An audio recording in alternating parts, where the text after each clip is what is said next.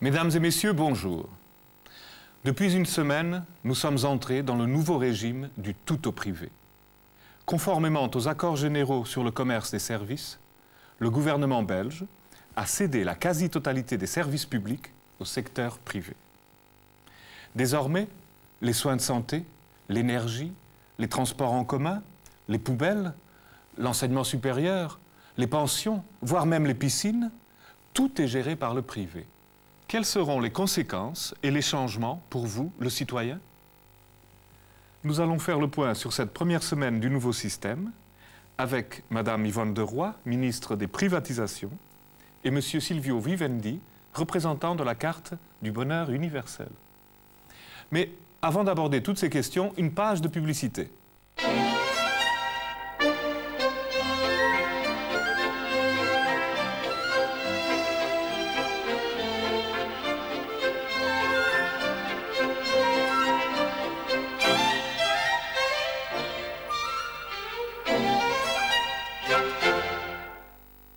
Mesdames et messieurs, comme je vous l'ai annoncé en titre, nous recevons aujourd'hui Madame Yvonne de Roy, ministre des Privatisations, et Monsieur Silvio Vivendi, porte-parole de la Carte du Bonheur Universel.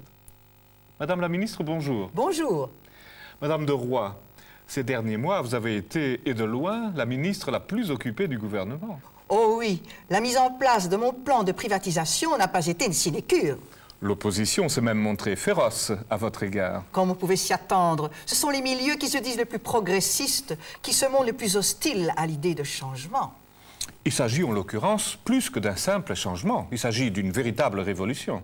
Il s'agit de la plus grande réforme économique jamais instaurée dans notre pays. Certains parlent plutôt de la plus grande défaite pour la démocratie. Oh, laissez-les dire. Jamais auparavant, le bien-être social n'aura connu un tel bond en avant. Je vous rappelle que vendre des services à la population n'est pas la vocation du gouvernement. Le privé fait cela beaucoup mieux que nous. Et en ce qui concerne les pompiers, les bibliothèques et les prisons, par exemple? Le service incendie est privatisé. Les bibliothèques le sont également. Quant aux prisons, elles resteront dans les mains de l'État. Seulement, leur gestion quotidienne a été confiée au privé. Mais pourquoi si vite et si radicalement? Notre pays était pourtant connu pour l'excellence de son système social. C'est vrai, nous avons toujours été dans le peloton de tête dans le domaine social. Mais comme vous le savez, les temps changent. La société évolue. Et le citoyen d'hier n'est plus celui de demain. Ces réformes ne viennent-elles pas des États-Unis? Évidemment, dans ce domaine, les grands groupes américains font office de bulldozer. Mais chez nous aussi, vous savez, il y a des multinationales. Comme au Japon, en Corée, en Australie, même en Suisse. Le profit a pris le pas sur le politique. Pas du tout. C'est une manière moderne et efficace de gérer les besoins de la population. Quelles seront les retombées positives pour les citoyens? Le principal, le plus merveilleux, je dirais le plus miraculeux, c'est la diminution vertigineuse des impôts. Fini de laisser plus de 50% de son salaire à l'État. 10% désormais suffiront. Dois-je en dire plus? L'État ayant abandonné la plupart de ses missions d'hier, il a besoin de beaucoup moins de rentrées aujourd'hui. C'est absolument exact. Et maintenant, le gouvernement pourra enfin s'atteler à ses véritables missions. Tous ces services ont fait l'objet d'appels d'offres internationaux. La plupart des contrats ont été emportés par des firmes étrangères, mais pas forcément les meilleures. Comment, dans ce cas, parler de plus-value pour l'économie belge et de qualité accrue des services? Vous avez raison sur un point.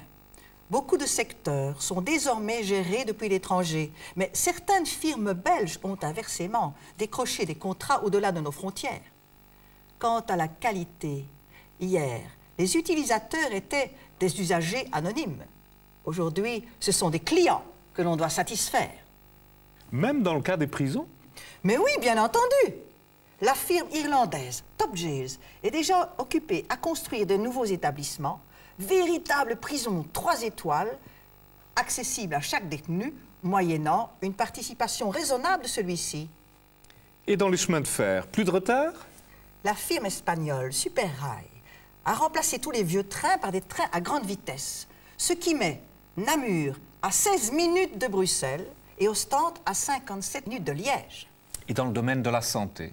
Tous les hôpitaux seront rénovés et équipés de nouvelles technologies selon les plans de la firme allemande Dream Hospitals. Vous nous présentez là un monde idyllique. Mais nous savons tous qu'une médaille a un revers. Nous savons tous que lorsque l'on remplace public par privé, on remplace automatiquement solidarité par profit et accessibilité à tous par sélection. Pour la clarté du débat, j'invite M. Vivendi à prendre la parole quand il le désire. Mais je n'y manquerai pas. Et qu'en est-il des pensions? Au lieu de payer des cotisations pour payer les pensions des autres, vous pouvez souscrire directement et à votre nom une assurance pension qui vous garantira un revenu après votre temps de travail. Cette assurance sera-t-elle payée par le patron? Oh, pourquoi pas? Mais ce ne sera pas obligatoire. Si vos revenus ne vous permettent pas de souscrire une telle assurance. Changer d'emploi immédiatement? Ah bon? Je suppose que dans cette même logique, il n'y a plus non plus d'allocation de chômage. Mais si, bien sûr. Simplement aujourd'hui, le chômage est limité à 18 semaines. Sauf pour ceux qui ont eu la prudence de souscrire une assurance perte de revenus. Encore une assurance. Parlons de l'enseignement supérieur devenu totalement privé. À voir le tarif des écoles, on se demande qui pourra encore se payer de telles études. Mais aujourd'hui, les études ne coûtent pas plus cher qu'hier. Seulement, nous demandons aux étudiants de participer à 100% aux frais qu'elles occasionnent. Ce ne sont plus les gens qui n'ont pas fait d'études qui doivent payer pour ceux qui ont la chance de pouvoir en faire. Mais il s'agit de dizaines de milliers d'euros. Mais bien sûr. Mais si vous n'avez pas de quoi payer, vous pouvez obtenir une bourse que vous rembourserez plus tard. Un étudiant en médecine qui a bénéficié d'une bourse la remboursera lorsque ses revenus professionnels le lui permettront. C'est ça qui est démocratique, non? Et celui qui ne réussit pas ses études? Les écoles privées ne s'intéresseront qu'aux élèves les plus brillants, les plus prometteurs. Et les autres, que feront-ils? Pourquoi voulez-vous que l'on paie pour des gens qui ne cesseront de redoubler? À quoi bon commencer des études en pharmacie si c'est pour être à la fin chauffeur de taxi? Ou des études d'ingénieur agronome si c'est pour terminer bagagiste dans un aéroport? Bien, je vois ce que vous voulez dire. Et pour le gros poste des soins de santé, comment avez-vous organisé les choses? Il existe sur le marché une palette extraordinaire d'assurances qui, à votre demande, couvre tous les risques ou certains d'entre eux seulement.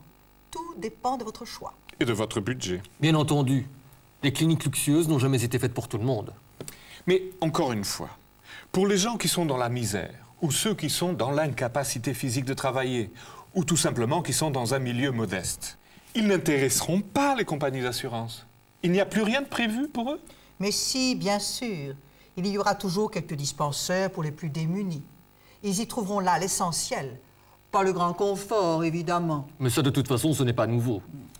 En somme, vous nous proposez une société du type, comment pourrait-on dire, qui utilise paye, qui n'utilise pas ne paye pas. N'est-ce pas totalement démocratique? Oui, à condition que les revenus soient tous suffisants et les chances de les obtenir égales pour tout le monde.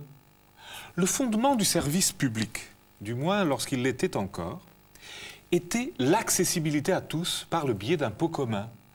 Ainsi, la sécurité sociale engendrait une réduction des inégalités. Ce droit pour tous à une vie décente sera-t-il garanti par le nouveau système? Oui, monsieur Vivendi. Permettez-moi de vous faire remarquer que si nous avons jeté aux oubliettes une bonne fois pour toutes la carte de sécurité sociale, nous avons créé à la place un outil moderne et performant, qui est la carte du bonheur universel. Parlez-nous de cette CBU. La CBU est une carte de crédit qui permet de régler toutes les dépenses, telles que celles que nous avons évoquées durant l'émission. Le montant du crédit est fixé selon les revenus, et désormais, à la pharmacie, à l'hôpital, à l'inscription d'un cours, et même au péage des autoroutes, vous pouvez utiliser votre carte universelle de crédit. Y a-t-il un montant de revenu minimum pour obtenir cette carte? Bien entendu, nous ne faisons pas un service universel. Vous comprenez que nous ne pouvons pas prendre de risques. Et si une personne perd son emploi, que se passe-t-il? Nous bloquons la carte et nous gelons la garantie afin d'assurer les paiements éventuellement en cours. Bien, voilà ce que nous pouvions dire du nouveau régime d'un point de vue théorique.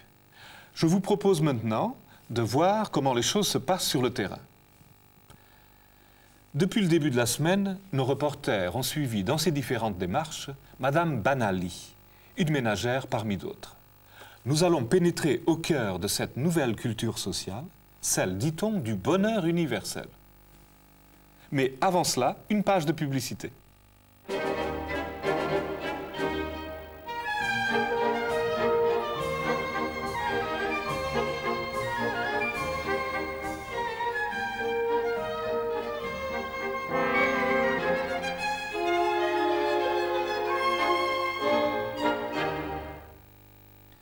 Cette semaine, nos reporters ont suivi Madame Banali dans ses différentes démarches auprès des institutions Nouveau Régime.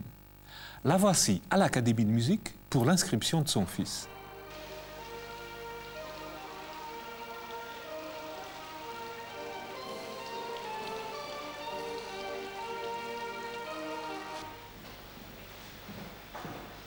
Bonjour madame. Bonjour, je vais inscrire mon fils au solfège. Est-ce qu'il a déjà été inscrit à l'école? Oui.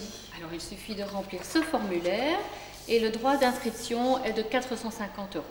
L'année passée, c'était 6 €. Mais les académies ne sont plus subventionnées par les pouvoirs publics. Mais c'est tout de même très cher.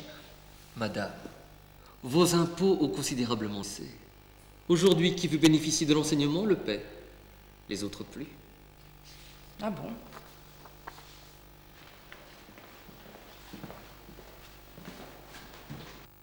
En ce qui concerne l'eau et l'énergie, les choses ont également changé.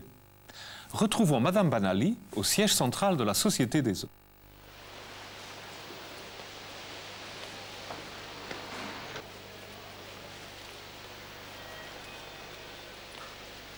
Bonjour. Bonjour, Je viens pour la réouverture de mon compte. je vous appelle quelqu'un. Monsieur Peuchot, on vous demande. Vous pouvez vous installer. Merci. Madame, bonjour. Bonjour. Je vais vous demander votre nom, s'il vous plaît. Banali. Madame Banali. 35 rue du Framboisier? Oui, c'est ça. Alors, pour la réouverture d'un compte, je vais vous demander votre carte CBU. J'ai pas de carte CBU. Écoutez, alors dans ce cas, nous allons vous demander une caution égale à 6 mois de consommation. 6 mois? Mais j'ai toujours payé mes factures. Mais vous comprenez bien, madame, que la société Gazélec ne peut plus prendre de risques. Si vous déteniez cette carte CBU, la carte du bonheur universel, cela constituerait une garantie suffisante. Vous voyez, la détention de cette carte est devenue vraiment indispensable. Mais je n'ai pas cette carte. Comme vous le savez, désormais, vous devez vous rendre à la caserne de pompiers la plus proche de chez vous pour y signer un contrat d'intervention incendie. Nous avons accompagné Madame Banali dans cette démarche.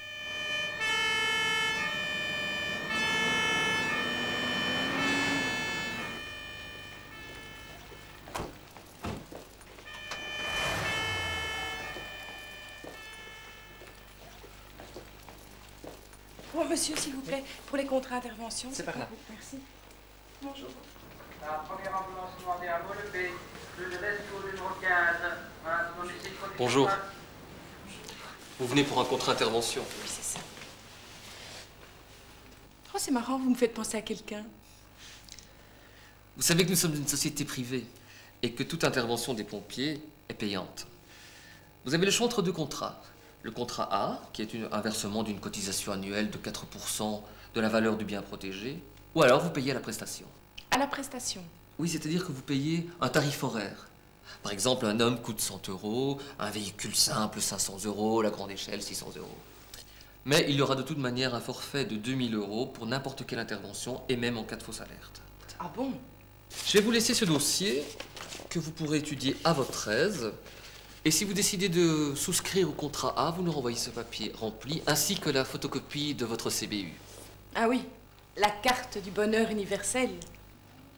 Comme tous les 15 jours, Madame Banali voulait se rendre chez ses parents à Jean-Blou. Nous l'avons accompagnée à la gare.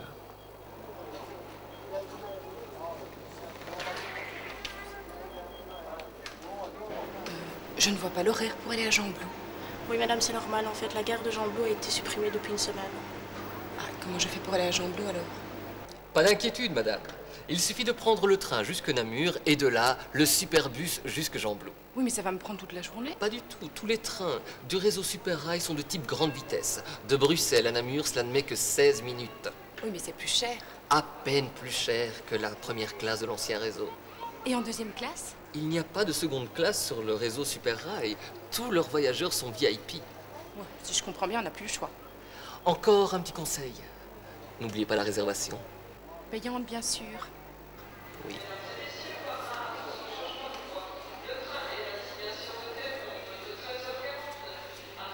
Mercredi passé, Madame Banali nous a gentiment autorisé à l'accompagner chez son dentiste pour un détartrage de routine.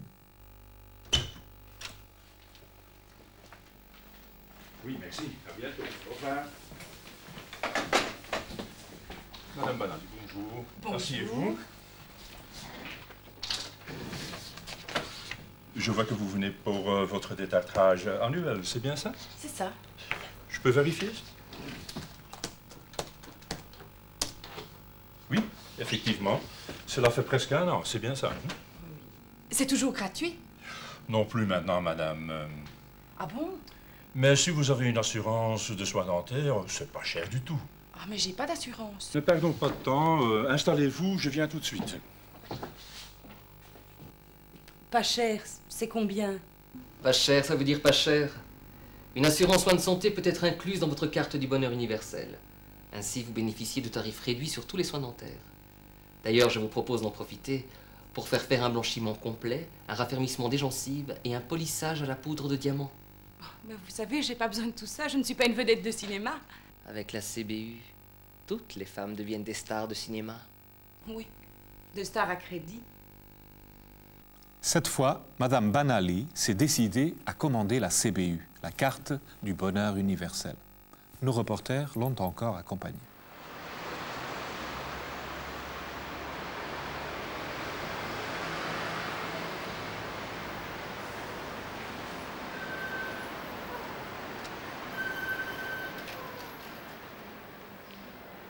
Bonjour.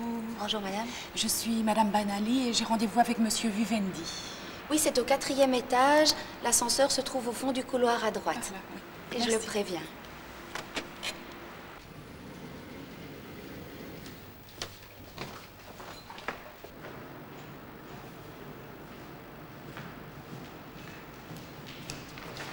Monsieur Vivendi?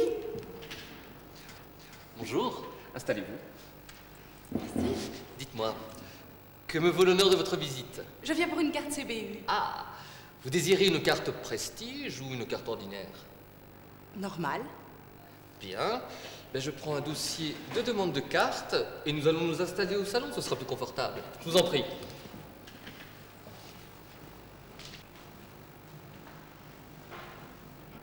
Mais dites-moi combien ça coûte. Oh, c'est raisonnable, mais ça dépend de vos options. De toute manière, je vais vous donner ce dossier dans lequel se trouvent toutes les explications et les papiers à remplir. Mais avant cela, je vais vous demander de bien vouloir signer cette fiche, ainsi que de nous mentionner votre numéro de compte. Ah, déjà. Oui, c'est pour l'ouverture du dossier. Cela ne coûte que 50 €. Et vous me donnez ma carte immédiatement? Non, il faudra d'abord nous faire parvenir votre fiche de salaire, une attestation de votre employeur, un certificat de bonne vie et mœurs, ainsi qu'une composition de ménage délivrée par la commune. Et si vous désirez une assurance santé, il faudra passer par notre médecin conseil qui remplira ce questionnaire médical et qui évaluera votre état de santé et votre manière de vivre, si vous fumez par exemple. Pourquoi? Pour établir le montant de la prime. Ah bon? Tout le monde ne paye pas la même chose? Ah non madame, c'est fini tout ça. Ce ne sont plus les biens portants qui paient pour les malades. Et c'est vous aussi qui faites les pensions? C'est nous aussi. Mais une fois que la cote médicale est établie, ce sera très rapide.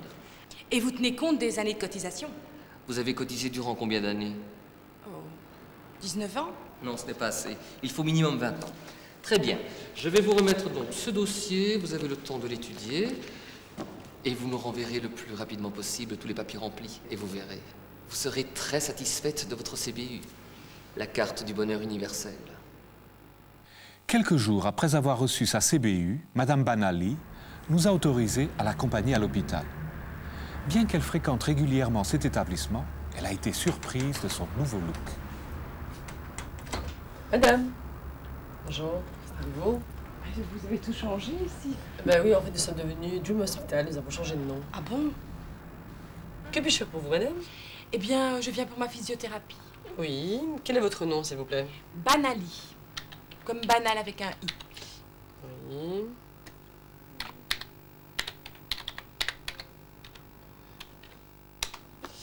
J'aurais besoin de votre carte CBU, s'il vous plaît. Ah, je l'ai. Voilà. Ah, mais vous n'avez pas la carte Prestige? Comment ça, la carte Prestige? Mais vous comprenez bien, madame, qu'avec un traitement aussi long, il leur faut un maximum de garantie. Mais j'ai une assurance soins de santé.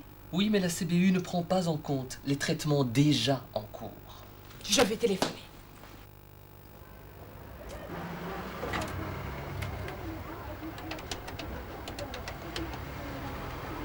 Cher client, cet appel est monitoré. Pour le réseau Proximaxi, appuyez sur 1. Basic Phone, appuyez sur 2. Belgachrome, appuyez sur 3. Funny Star, appuyez sur... Nous avons quitté notre cher témoin, désespéré, alors qu'elle tentait d'appeler son mari pour lui faire part de toutes ces démarches infructueuses. Voilà, nous arrivons à la fin de cette émission spéciale consacrée à la privatisation des services publics. À vous de tirer les conclusions qui s'imposent. Il me reste à remercier mes invités, Madame Yvonne de Roy, ministre des Privatisations, et Monsieur Silvio Vivendi, porte-parole du groupe du Bonheur Universel. Madame, Monsieur, je vous remercie.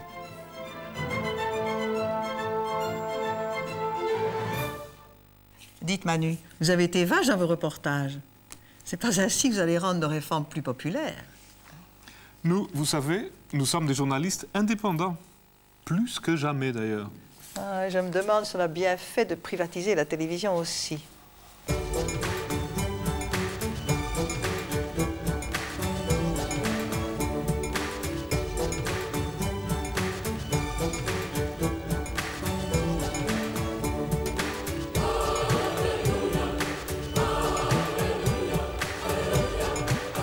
Vous verrez, vous serez très satisfaite de votre carte CBU. La carte du bonheur universel.